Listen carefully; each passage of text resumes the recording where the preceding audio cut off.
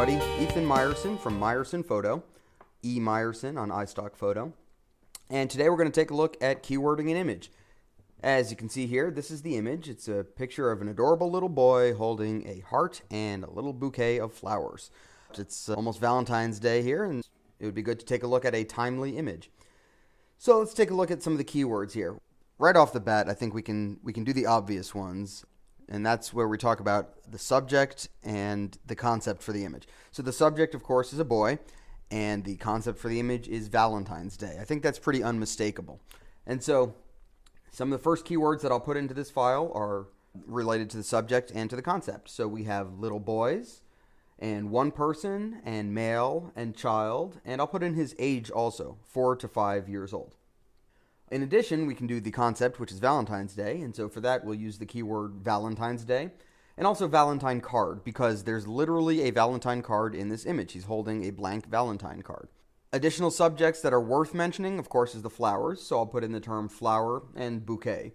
There are other things that you could say about this image. I mean, he's got hair and a shirt and hands, but those aren't things that are relevant to the image. Those are in no way germane to the concept of the image. Of course, they're in the image, but no one searching for human face or human eye or human hand is really looking for this image. They're looking for an image that's more specifically about those things. So I'm not going to use those kinds of keywords. After I've covered the main subject and the main concept of the image, then I'll go in and talk about some of the compositional elements of the image. I'll use keywords to talk about how it was created and its specific formatting. So for instance, we'll use these keywords like square, because this is neither a horizontal nor a vertical image, it's a square composition. Color image, it's not black and white, it is color. Photography, and that's one that a lot of people kind of get hung up on, but basically there are lots of different ways that images can be created. An image can be created through photography, as this one was, or it could be a painted image, or it could be a hand-drawn illustration, or it could be cut paper. This one, the medium is photography, so we'll use the term photography.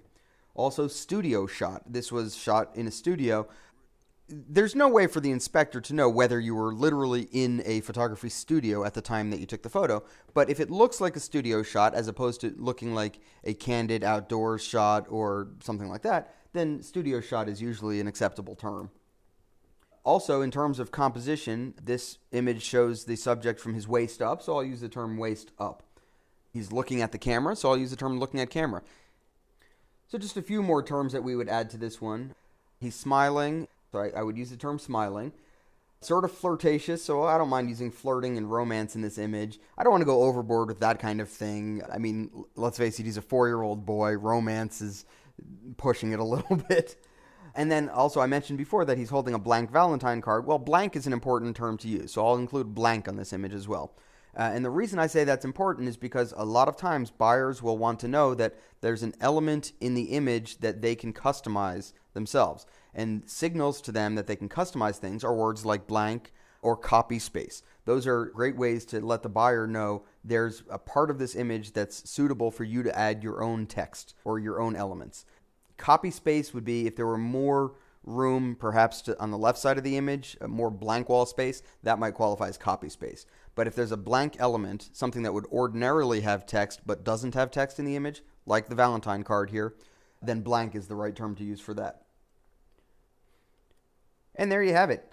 We've got an image of a boy holding a Valentine just in time for Valentine's Day buying, and a pretty good set of words, so hopefully all the Valentine's Day buyers will be able to find this image.